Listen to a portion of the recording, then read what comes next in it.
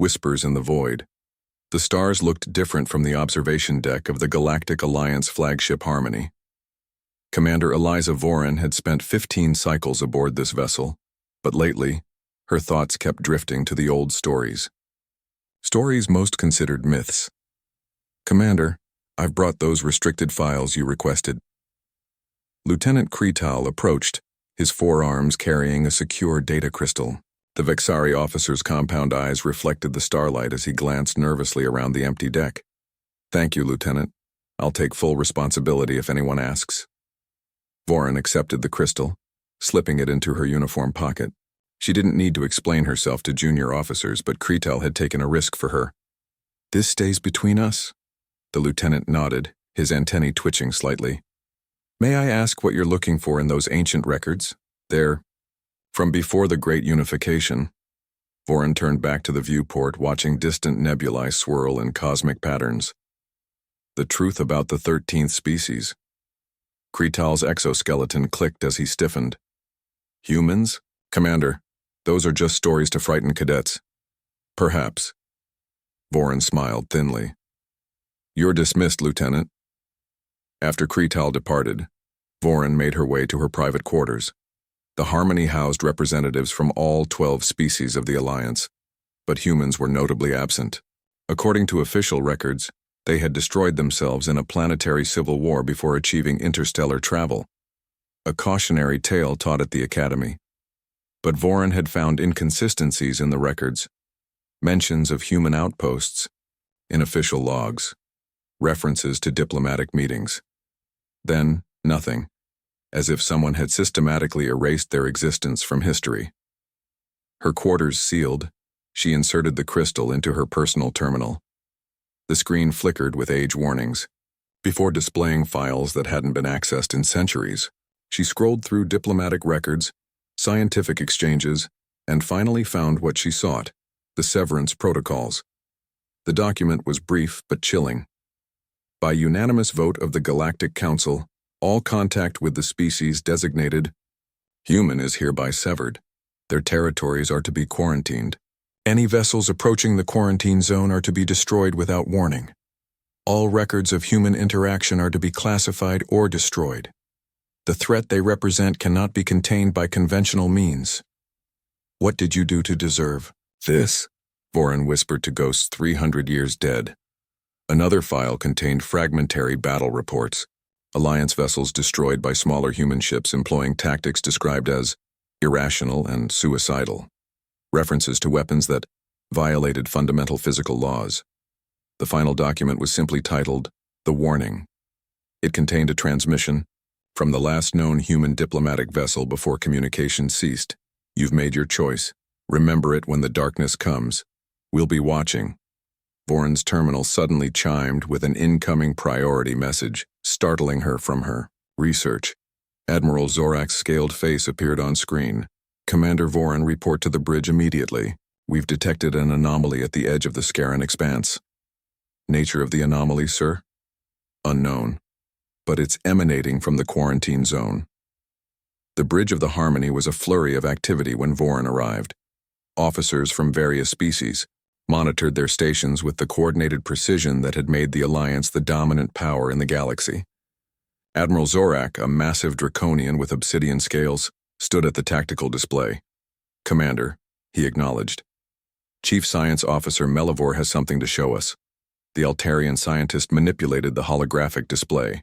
Her translucent fingers danced through the interface as her bioluminescent skin pulsed with excitement. 3 hours ago, our long-range sensors detected an energy signature unlike anything in our database, Melivor explained. It appeared briefly at these coordinates, then vanished. She highlighted a region at the very edge of known space. Yesterday it appeared again closer. And today, the display changed to show multiple signatures, all moving in formation. "Formation means intelligence," Voren said. "Intelligence means ships." "Precisely," Melivor agreed. "But the energy readings suggest a propulsion system we've never encountered. The power output is extraordinary." Admiral Zorak's tail swished irritably. "How many vessels?" "At least 70 distinct signatures, Admiral. Possibly more. Murmurs spread through the bridge. The Alliance hadn't encountered an unknown spacefaring species in generations. "Show me their trajectory," Zorak ordered. The holographic display tracked the fleet's path with a red line that extended directly toward the heart of Alliance space. Toward them. "Time to intercept?" Zorak asked. "At current velocity, 36 hours, Melivor replied. "Alert all Alliance vessels in the sector," Zorak commanded. "I want a defensive perimeter established, and contact the Council." As officers rushed to carry out orders, Vorin studied the display. Something about the formation seemed familiar, like a half-remembered dream. Then it hit her.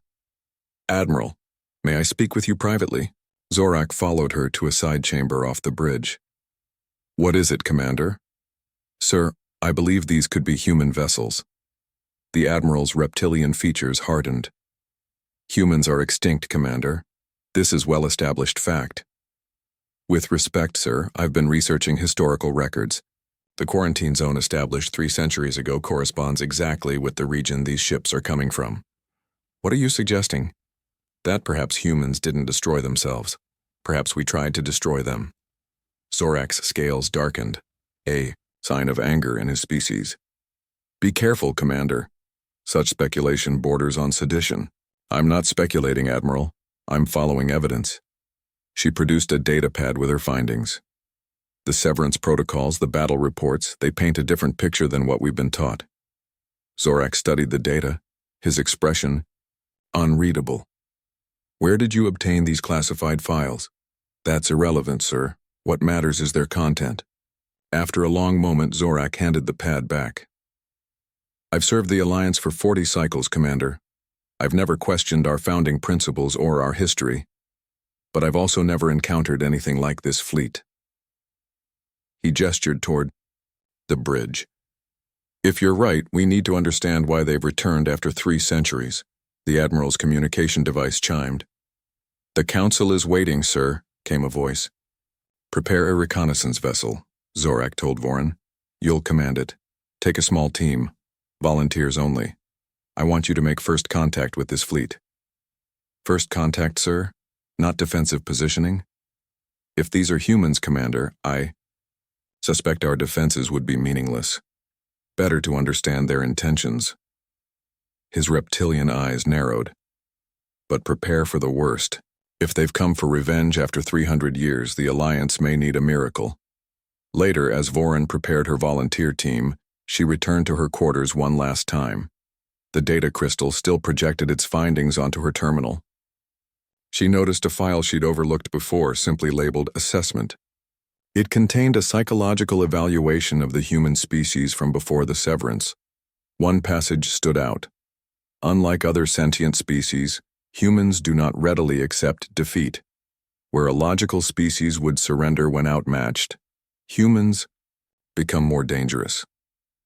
They employ unconventional tactics, sacrifice themselves for strategic advantage, and persist beyond all rational limits. Most concerning is their capacity for remembrance. Humans nurse grievances across generations, passing their anger to descendants born centuries after the original offense. If ever threatened with extinction, we assess with high confidence that humanity would ensure their destroyers did not survive to celebrate victory." Vorin closed the file, a chill running through her.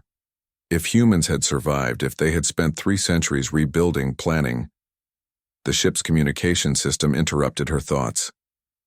"Commander Vorin, your team is assembled in launch, Bay 3. "On my way," she replied. As she left her quarters, Vorin wondered if the Alliance was about to face judgment for a crime it had forgotten committing. The reconnaissance vessel awaited, a sleek craft designed for speed and stealth. It would carry them to meet either long-lost cousins or executioners from the past. Either way, history was about to be rewritten. The reconnaissance vessel Whisper departed the Harmony 6 hours later. Vorin had assembled a team of 5 specialists, each chosen for their unique skills. Lieutenant Kretal handled communications, eager to prove himself despite his obvious nervousness. Tivari, an empathic Loxian, would detect emotions and intentions beyond words. Specialist Rona, a mech-enhanced Tarian, monitored their defensive systems while keeping her forearms on various controls. Science Officer Pell commanded the sensor array, his gelatinous form shifting constantly as he processed data. Pilot Jax, an avian Caridian with lightning-fast reflexes, guided the vessel with minimal engine signature. Approaching the designated coordinates, Jax announced, his feathered crest rising with tension. Estimated contact in 15 minutes. Voren studied the main view screen. The void ahead seemed empty, but sensors confirmed the massive fleet waited there, somehow masked from visual detection. "They're using some kind of cloaking technology," Pell observed, his translucent body pulsing with blue light. "I've never seen anything that could hide a fleet that size." "Are they scanning us?" Voren asked. Rona checked her instruments. Affirmative. Multiple scan types, some using principles I don't recognize. "They're aware of our approach," Kretal added. "No communications yet." Tavari's 4 eyes closed in concentration, her antenna extended toward the unseen fleet. "I sense anticipation, wariness, resolve, but not hostility, not yet. Broadcast our first contact message on all frequencies," Voren ordered. "Make sure the translation matrix is active." Kretal's fingers danced across his console. "Message away, Commander." The view screen remained unchanged. Minutes passed in tense silence. "No response," Kretal finally reported. "They're evaluating us," Tavari said. "Deciding." Suddenly, the emptiness before them shimmered. A massive vessel appeared, seemingly materializing from nowhere. It dwarfed their reconnaissance craft, stretching nearly 2 kilometers in length. Its hull was dark gray with minimal lighting, making it look like a shadow against the stars. Geometric patterns covered its surface, not decorative, but functional in some way none of them understood. More ships appeared around it. Dozens, then hundreds, a fleet that could have challenged the entire alliance. "By the first stars," Jax whispered. Voren found her voice. "Tactical assessment?" Rona's hands trembled slightly as she checked her readings. "Their weapon systems are...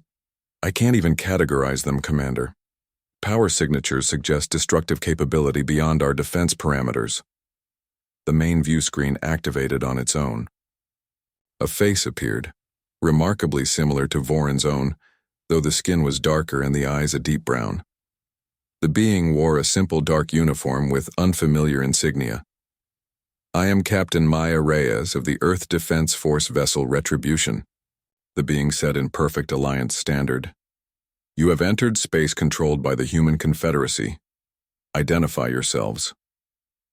Voren stepped forward, keeping her voice steady. "I am Commander Eliza Voren of the Galactic Alliance vessel Whisper. We come under peaceful diplomatic protocol." Captain Reyes studied them silently for a moment. "Galactic Alliance? Interesting. Our records show your organization was called the Coalition 3 centuries ago." "Times change," Voren offered diplomatically. "Names evolve." "Indeed." Reyes's expression remained unreadable. "Your vessel is cleared to dock in Bay 17. You may bring your team, Commander Voren, but understand that you will be under observation. Any hostile action will be met with immediate response." The transmission ended before Voren could reply. "Commander," Kretal said urgently, "I strongly advise against boarding their vessel. Protocol dictates neutral ground for first contact."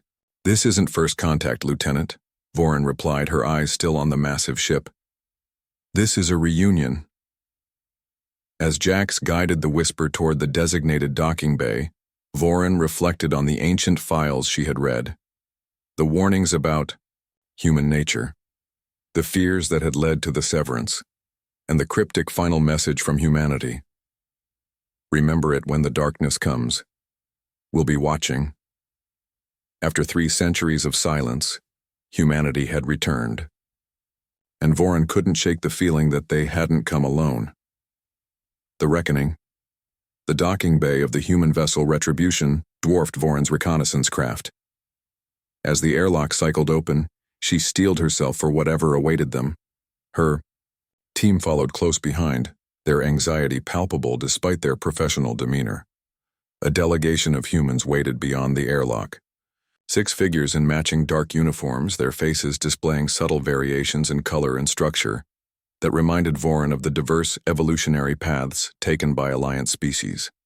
Standing at their center was Captain Maya Reyes, her posture straight and commanding. "Commander Vorin," Reyes said without offering any greeting gesture. "Welcome aboard the Retribution." Vorin performed the traditional Alliance greeting, touching her forehead and heart in sequence. "Captain Reyes, we come, in peace and friendship." Reyes didn't return the gesture. "Follow me, Admiral Chen is waiting." As they were escorted through the massive ship, Vorin noted how different it was from Alliance vessels. Where Alliance design emphasized aesthetic harmony and comfort for multiple species, the human ship was ruthlessly functional. Every corridor, every junction seemed designed for defense in depth. Sections could be sealed off, approaches covered by concealed weapon emplacements. It was a vessel built by people who expected to be boarded by enemies. The human crew they passed worked with quiet efficiency, though many stopped to stare at the alien delegation. Vorin noticed how some touched small emblems on their uniforms when they saw the visitors, a gesture that seemed almost ritualistic. "Your ship appears to have seen combat," Vorin observed, noting patched hull sections and scorch marks visible even in internal corridors. "The Retribution has been on continuous patrol for 7 years," Reyes replied without elaboration. "Against whom do you fight, Captain?" Vorin asked. Reyes glanced back, her expression unreadable. "You'll learn soon enough." They arrived at what appeared to be a command center. Star maps covered the walls, showing not just human territory but Alliance space as well, in greater detail than should have been possible. A tall human with silver-streaked hair stood studying one of the maps. She turned as they entered, revealing a face marked with subtle augmentation implants around the eyes.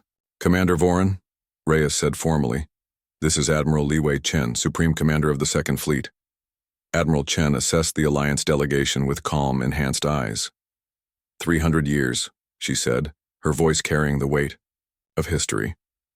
"It's been 300 years since our peoples last met."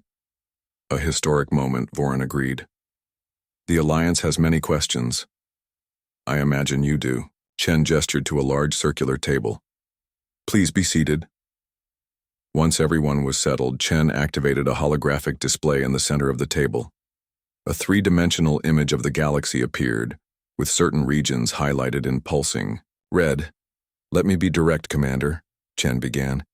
"We haven't returned for a social visit. We've been monitoring Alliance space from afar. You have a problem you don't know about yet." Lieutenant Kretal leaned forward, his antennae twitching with skepticism. "What kind of problem?" "Infiltration," Reyes answered. "An enemy we've been fighting for centuries has turned its attention to your territory. They work from within, corrupting governments and civilizations." Tavari, the Loxian empath, extended her sensory antennae. "I detect no deception, Commander," she whispered to Vorin. "They believe what they're saying." "What enemy?" Vorin asked, feeling a chill at the back of her neck. "We call them the Void Collective," Chen replied. "You wouldn't know them by that name, they don't announce themselves. They infiltrate gradually, subverting minds and institutions. By the time you realize what's happening, it's too late." Science. Officer Pell was the first to connect the dots. "The missing records," he bubbled, his gelatinous form rippling with excitement. "There are gaps in our historical archives from the time before humanity's disappearance." "Because they've been erased," Reyes confirmed. "The collective has agents within your leadership. They've been rewriting your history." "This is absurd," Specialist Rona interrupted, her forearms crossed defensively. "You expect us to believe invisible mind controllers are running our government? This sounds like justification for your invasion force." A new voice spoke from the doorway. "It's no excuse, Specialist." Everyone turned. A human woman with close-cropped red hair and a network of scars across her face entered. Unlike the others, she wore armor instead of a uniform, lightweight and clearly designed for combat. "This is Commander Sarah Vega," Chen introduced, Director of Special Operations. Vega approached the table and placed a data module at its center. "Evidence," Surveillance we've gathered over decades, communications between collective agents, biological data showing neural pattern alterations in affected individuals. Pell extended a pseudopod toward the module, then hesitated. How do we know this isn't fabricated? You don't, Vega admitted bluntly. Not yet, but you will when your own people start acting strangely. She looked directly at Voren. It's already happening, isn't it, Commander? Officials making decisions that don't align with their previous positions. Resources diverted to projects without clear purpose. Unexplained communications outages. Voren thought of recent alliance decisions that had puzzled her, including the dismantling of early warning systems that might have detected the human fleet sooner, and Admiral Zorak's uncharacteristic willingness to pursue diplomatic contact rather than defensive measures. If what you say is true, Voren said carefully, why did humanity wait 3 centuries to warn us? Chen and Reyes exchanged glances. We didn't just retreat after the severance, Chen finally said. We were nearly extinct. The collective targeted us first because we discovered them. We needed time to rebuild, to develop weapons that could fight them effectively. And now? Krital asked. Now we've detected increased collective activity in Alliance space, Reyes said. Their main force is awakening. We're here because this fight concerns us all. The Alliance severed contact with humanity because they feared our potential for violence, Vega added, her scarred face twisting into something like a smile. The irony is, now that potential is your only hope. Before Voren could respond, alarms blared throughout the ship. Reyes touched her communication device. Report. The response came through speakers for all to hear. Captain, we've detected anomalous energy signatures entering the system. Configuration matches collective scout vessels. Chen turned to the Alliance delegation. It seems our old enemies have noticed our reunion. Her voice remained calm, but her enhanced eyes glowed with an internal light. Now you'll see what we've been fighting all these years. The command center transformed as crew members rushed to battle stations. Tactical displays showed the approaching vessels. Only 5 ships, but their movement patterns seemed wrong somehow, as if they weren't fully present in normal space. Only scout ships, Vega noted. A reconnaissance force, not an attack. Typical, Chen agreed. They're assessing our strength. On the screens, human fighters launched from the Retribution and other carriers. The small craft accelerated to speeds that seemed impossible, executing maneuvers that defied normal physics. How can your pilots withstand such forces? Tavari asked, watching in amazement. Neural interface systems, Reyes answered. They don't just pilot the ships, they become them. The human fighters engaged the collective scouts. Energy weapons flashed across the void, but the battle was strangely silent on the screens. One collective ship vanished in a flare of unnatural light, then another. The remaining scouts retreated, slipping away in a manner that seemed to bend the fabric of space itself. You need to warn your people, Chen told Voren once the alert had ended. The collective now knows we've made contact. They'll accelerate their timetable. The Alliance Council needs this information immediately, Voren agreed. But they'll want proof. Chen considered this, then nodded. Agreed. Captain Reyes, prepare their shuttle for departure. Commander Vega, you'll escort them to Outpost Erebus first. Show them the archives. Vega looked surprised. Admiral? They need to understand what we're facing, Chen explained. Show them everything. The journey to Outpost Erebus was tense. Commander Vega piloted their shuttle herself, with 2 human soldiers as additional crew. Several human warships escorted them, much to Krital's visible discomfort.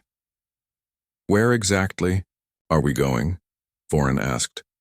This isn't the route back to Alliance space. A necessary detour, Vega replied. Outpost Erebus contains our historical archives, original records from before the severance, everything your Alliance tried to erase. Pell drifted closer, his curiosity overcoming caution. Original historical documentation?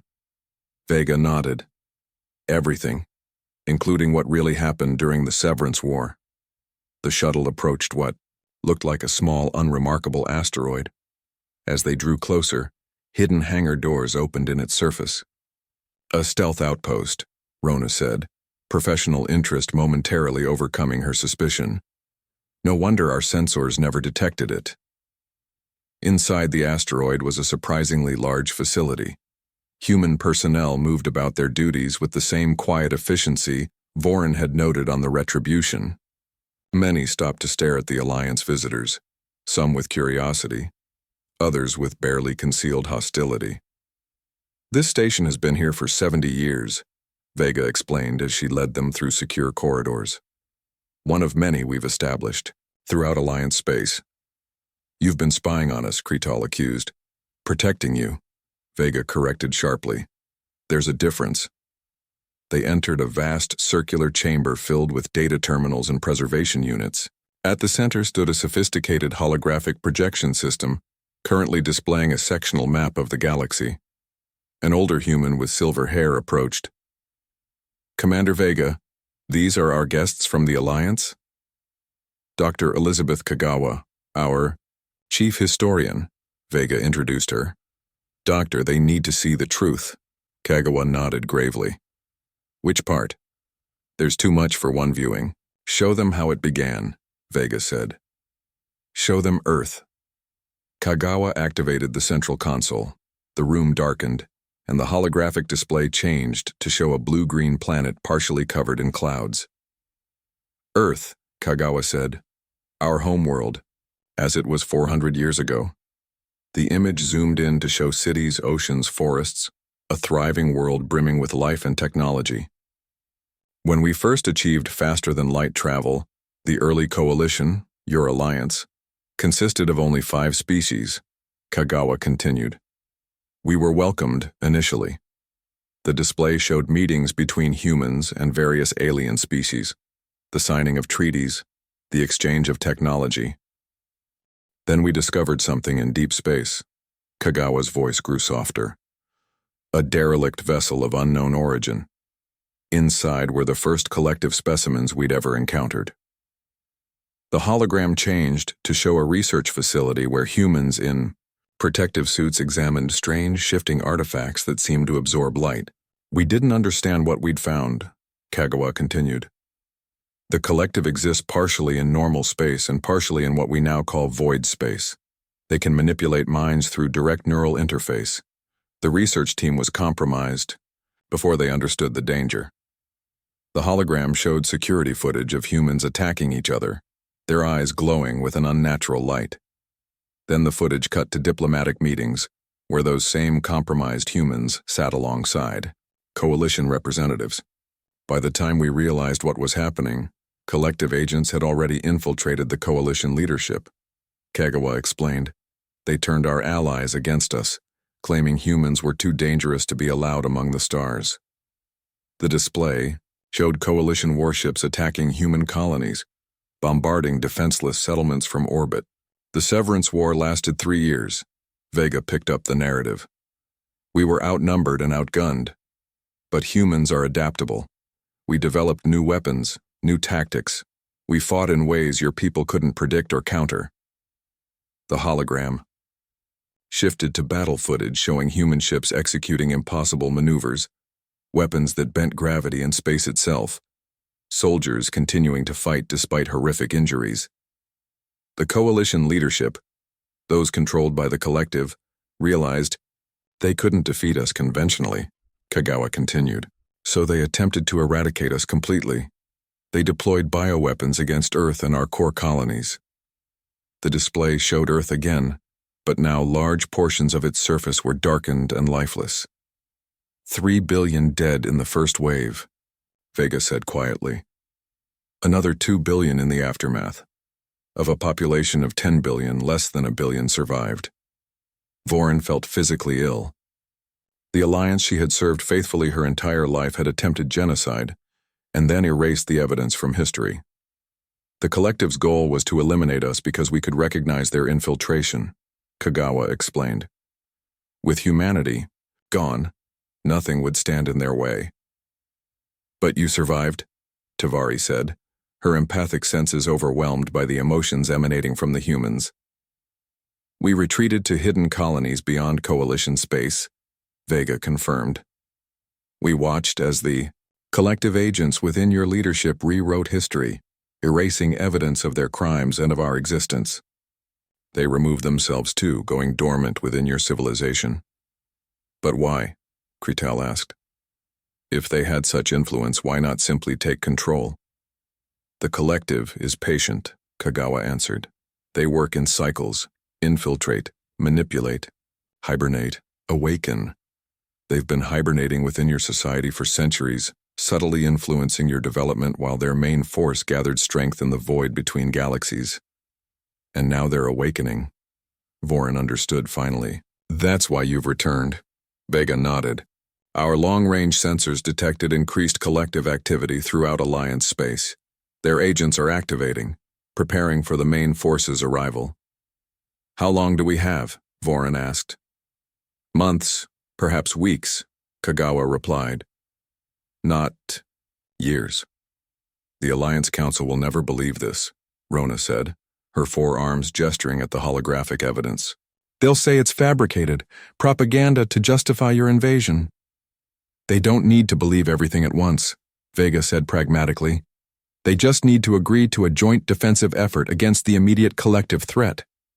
And what happens afterward? Vorin asked quietly. If we survive?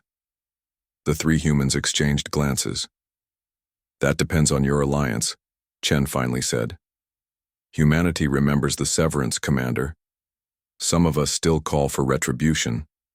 Others recognize that most of your people were as much victims as we were.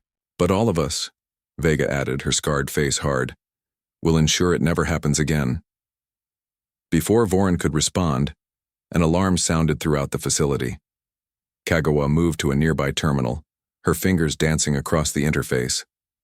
Collective. Signatures, she reported. Multiple vessels approaching rapidly. She looked up, her expression grim. This isn't a scouting party, it's an attack force.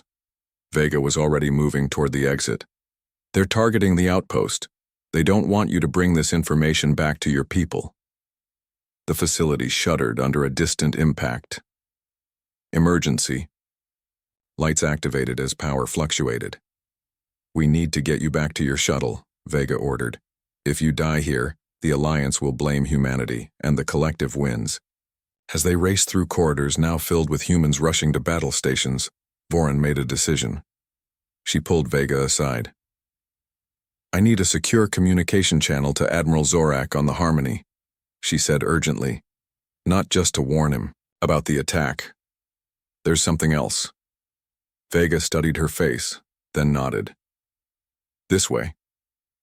In a small communication hub, Vorin composed a message while Vega kept watch at the door. The outpost shuddered again, more violently this time. What are you sending? Vega asked as Vorin finished. The truth, Vorin replied. And a proposal. If the collective agents in our leadership try to suppress this information, Zorak will release it directly to all Alliance vessels. And the proposal? A joint human alliance task force, Vorin said. Under shared command. Humanity knows how. To fight the collective, we have the numbers and resources. Together we might have a chance. Vega's expression softened slightly. Your leaders may not thank you for this, Commander. Some histories deserve to be rewritten, Vorin replied as they headed for the shuttle bay. And some alliances need to be restored. As their shuttle, launched from the disintegrating outpost, escorted by human fighters engaging the collective vessels, Vorin watched the battle unfold. Human ships fought with a ferocity and determination that validated everything in the ancient assessment she'd read. Unlike other sentient species, humans do not readily accept defeat. Where a logical species would surrender when outmatched, humans become more dangerous. For 3 centuries, humanity had rebuilt in secret, preparing for this moment. They had returned not for conquest, but to face an enemy that threatened all sentient life. The legends had gotten one thing right. Humans were dangerous in war. But the legends had missed something crucial. Humans were equally formidable in peace. They remembered their dead across generations, yes, but they also remembered their principles. Despite everything the Alliance had done, humanity had returned to save them. As the battle raged behind them, Voron's shuttle accelerated toward Alliance space, carrying a truth that would change the galaxy forever. Humanity was no longer just a legend. They were a reality the Alliance and the Collective would have to reckon with, and the reckoning had only just begun.